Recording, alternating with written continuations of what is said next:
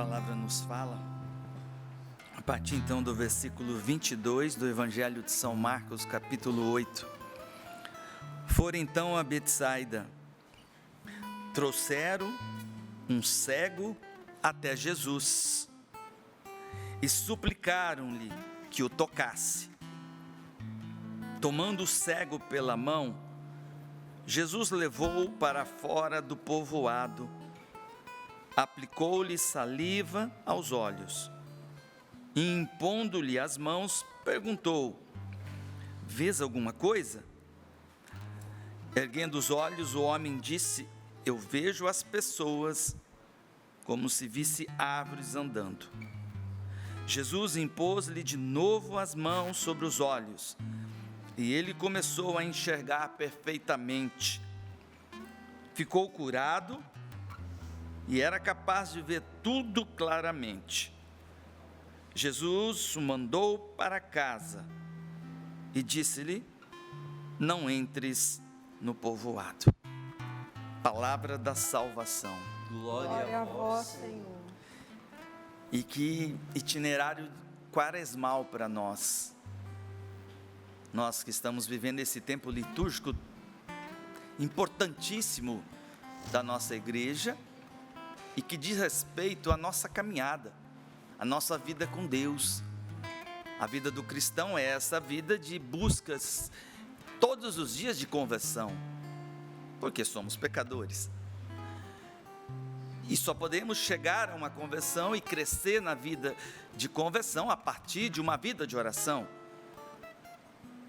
Para, através dessa vida de oração, testemunhar com a caridade.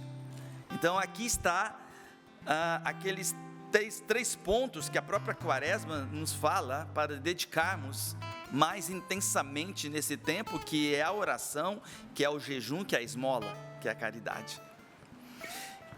E essa palavra, ela vai dar uma luz e linda, e a canção da Juliana diz muito, que é a graça que nós precisamos desejar, e eu gosto sempre de trazer em catequese, que graça é essa? A graça atual, que o Espírito Santo derrama sobre nós para iluminar a nossa inteligência e nosso entendimento, para conhecer uma verdade.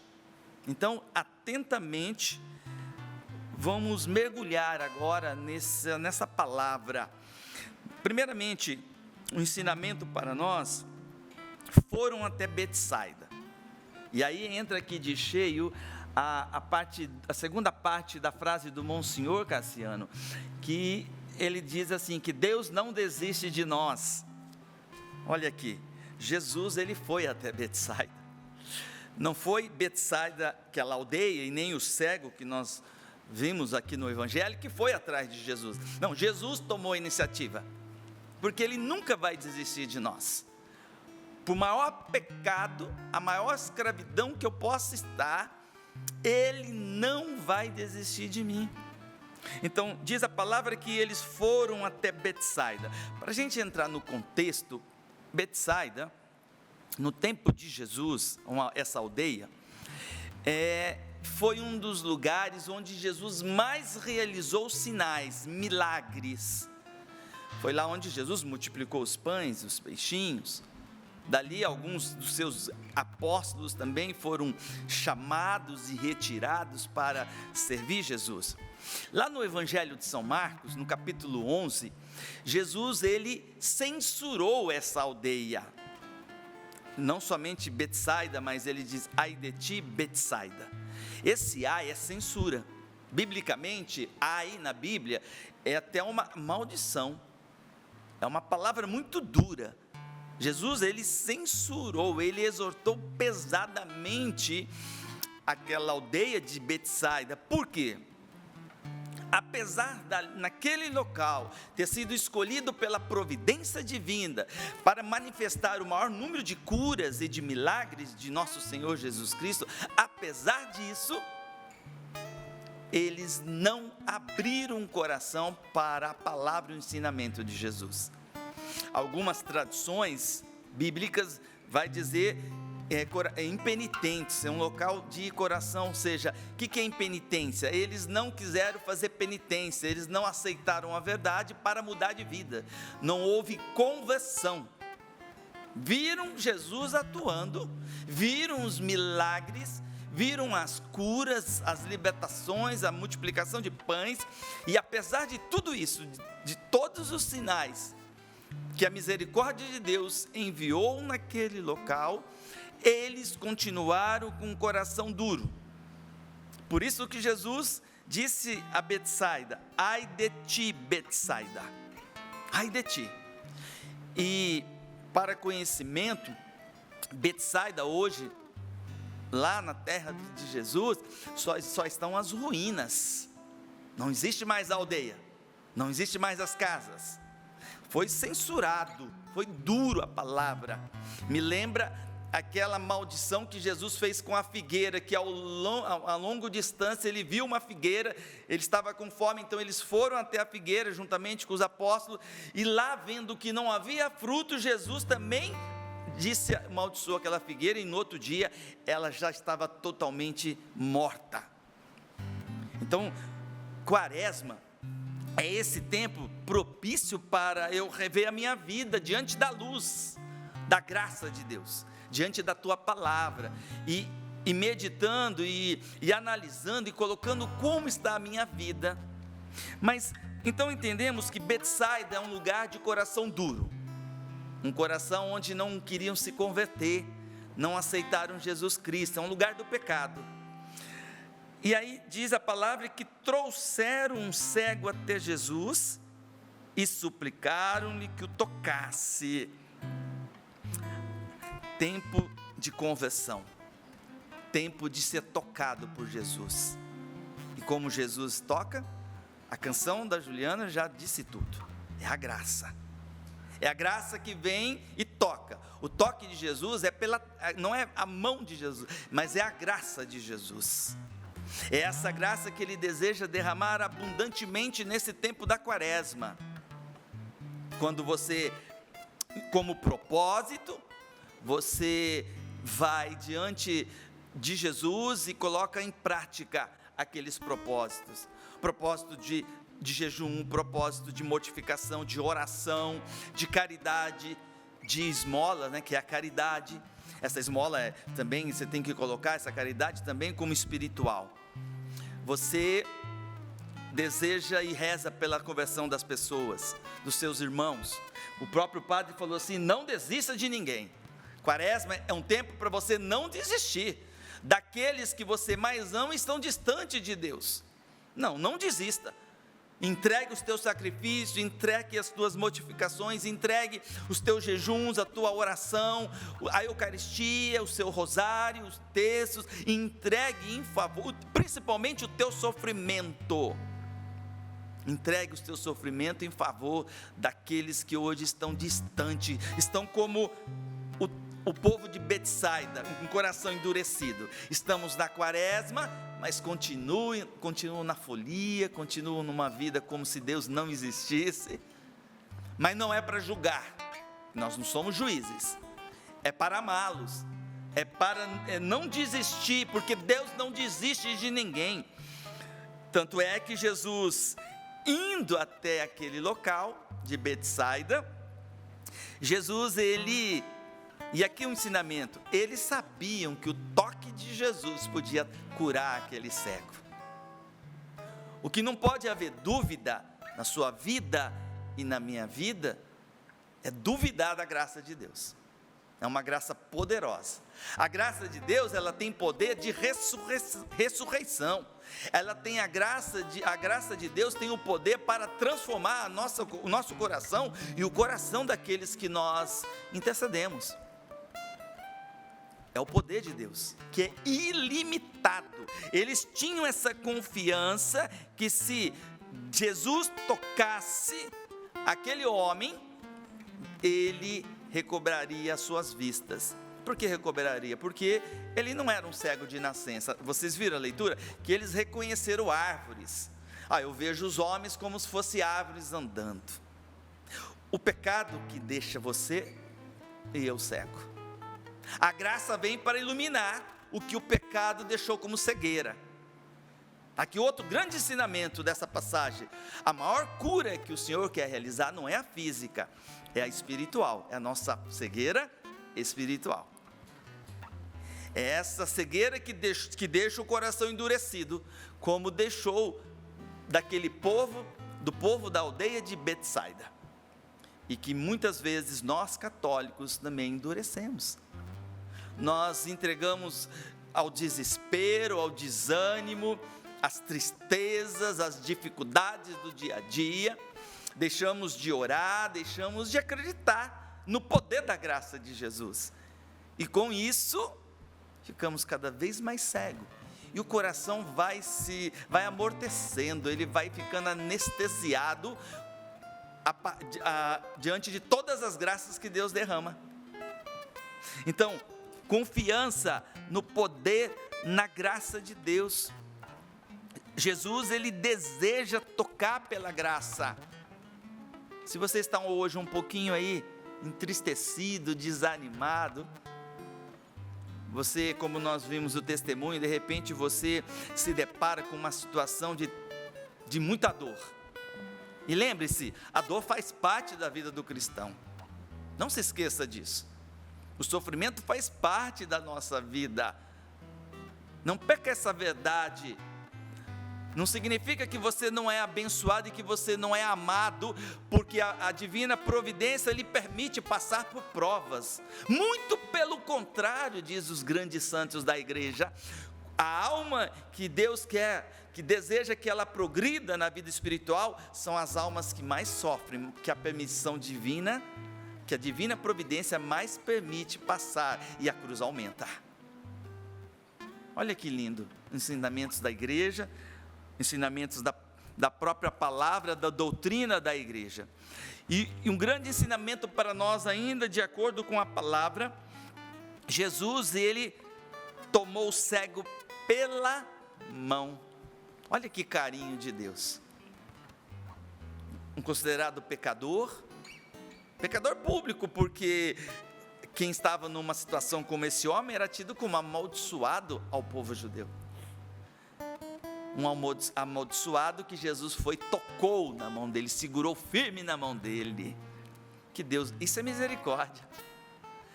A misericórdia é o coração de Deus que vem até a nossa miséria.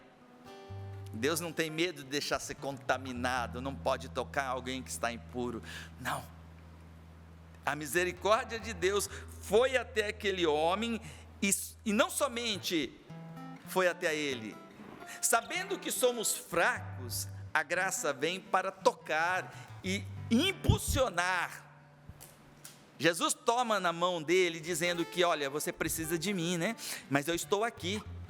E segura e leva ele para fora da aldeia. Que lindo, gente.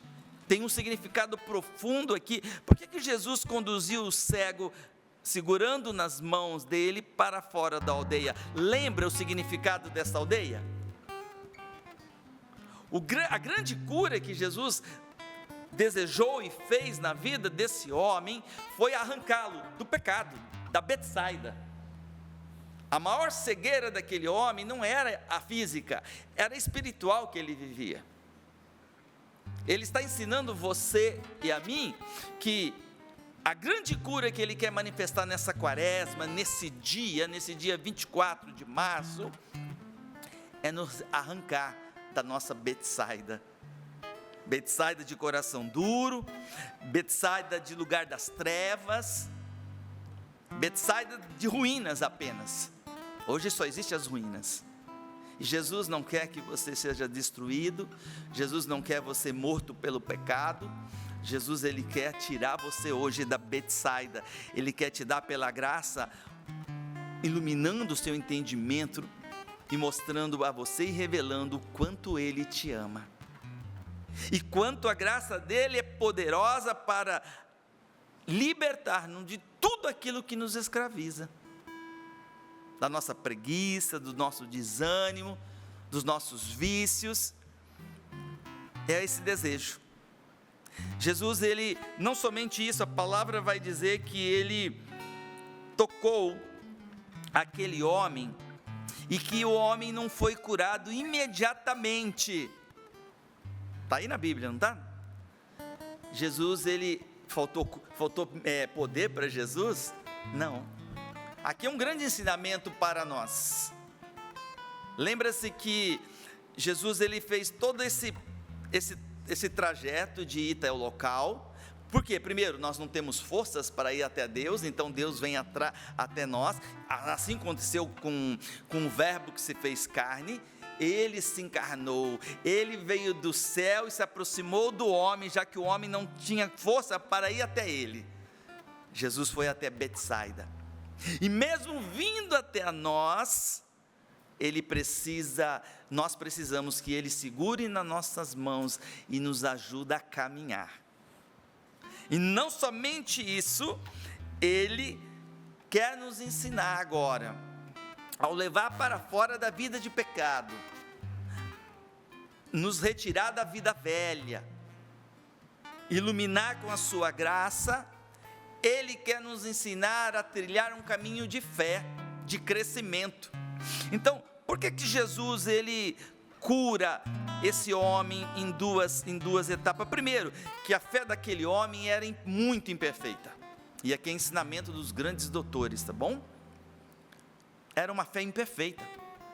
Era um homem que vivia no pecado, que vivia em meio a grandes pecadores, que o pecado não é um empecilho a Deus. O empecilho, a graça de Deus, é quem não quer se arrepender. E eles não quiseram se arrepender. Esse homem, porque ele foi tocado, ele já começou a crescer na fé, começou a haver uma mudança no interior dele. O que significa isso teologicamente? Ele foi exercitando a fé, práticas da fé. Ele foi crescendo agora numa amizade com Jesus. Jesus, então, na medida que ele foi se abrindo à fé e que ele foi crescendo na fé, o milagre se completou. Assim é a vida do cristão. É na medida que eu vou progredindo na amizade com Jesus, até o tema do meu quarto livro que a Renata trouxe, amizade com Deus, proteção contra o mal. Na medida que a minha amizade vai crescendo com Jesus, a minha fé então vai aumentando, eu vou praticando, isso é atos de fé. Eu vou crescendo na amizade, eu vou crescendo no amor a Jesus. Com isso, as cegueiras elas vão sendo curadas, as nossas cegueiras espirituais, a nossa inteligência cada vez mais iluminada pela graça, a canção que a Juliana trouxe, pela graça atual. Todas as vezes que Deus envia a graça atual e vai iluminando o meu entendimento, eu vou crescendo na fé, eu vou crescendo nas minhas práticas, nos meus propósitos, eu vou crescendo nas práticas de piedade e principalmente na prática, no exercício das virtudes que vai me santificando. Então, Jesus ele vai e toca esse homem, porque o remédio é dado na medida da nossa fé. A graça, ela vai sendo derramada na medida que a minha fé vai crescendo, vai sendo exercitada. Eu vou exercitando, eu vou proclamando a minha fé em Jesus Cristo. Esse eu creio, é essa fé professada, e ela precisa ser professada, ela precisa ser exercida. Mas ainda tem muitos ensinamentos nesta palavra.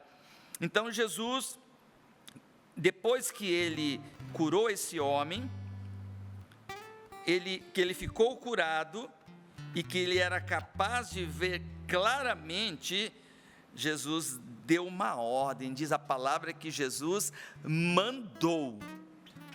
Preste bem atenção. E ele tem o direito de mandar, ele é Deus. Ele é o nosso Senhor. O Monsenhor nos deixou a nossa espiritualidade, a linda espiritualidade do trabalho santificado, que é a relação do servo e do patrão. Nosso Jesus é o nosso patrão. O patrão tem o direito de ordenar. Inteligente e humilde se obedecer.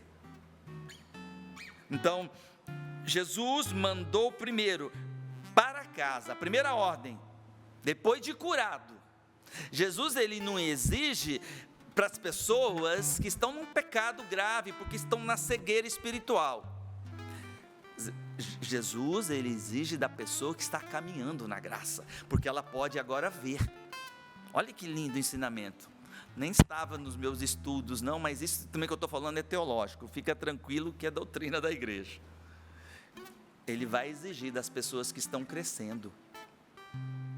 Então, quaresma é um tempo de crescimento, de deserto, de sofrimento, é um tempo de penitência, é um tempo de mortificação, porque Jesus quer que você cresça na amizade com Ele, não que Ele precisa da nossa amizade, não, nós precisamos crescer na amizade com Deus. Os carentes somos nós, os necessitados somos nós. Jesus não tem nenhuma necessidade. Mas então, ele mandou ele para onde? Para casa. E tem aqui também um ensinamento dos místicos, dos mestres de vida espiritual. Que casa é essa? Que Jesus espiritualmente quer nos ensinar? A casa do céu. Esse é o trajeto, esse é o itinerário de quaresma e dessa passagem que eu proclamei. Jesus veio, Jesus desceu do céu, Jesus veio e tocou aquele cego que estava na escuridão, que estava no pecado. Jesus, pela graça, movimenta aquela alma, assim Ele faz conosco. Você vai crescendo na graça, você vai crescendo no amor a Deus. Jesus, Ele, muitas vezes, Ele cura, e Ele não é do... E aqui outro ensinamento, abre parênteses aqui, não fique triste se você pede alguma coisa para Jesus e Jesus não dá naquele instante, é que você ainda precisa crescer, é amor, é misericórdia que age. Deus só vai fazer aquilo que vai ser bom para a minha vida, para o meu crescimento. Ele não vai me dar nada do que possa me prejudicar na vida espiritual. Então, fecha parênteses aqui. Então, esta casa que o cego foi, que agora já não é mais cego, nem fisicamente e nem espiritualmente, este homem agora, esse filho amado de Deus, ele foi colocado na alma dele o desejo pelo céu. Desejo que precisa estar e precisa crescer na minha alma e na tua alma também. O nosso lugar, e quaresma precisa trazer a lembrança a todos nós. Quaresma não é um tempo que nós estamos no deserto, caminhando. A nossa vida é um deserto, para chegarmos um dia à terra prometida, que é a vida eterna. Olha quantos ensinamentos em poucos versículos para nós. Quantos propósitos nascem desta meditação, e precisa nascer. O primeiro propósito, o primeiro desejo é desejar a vida eterna.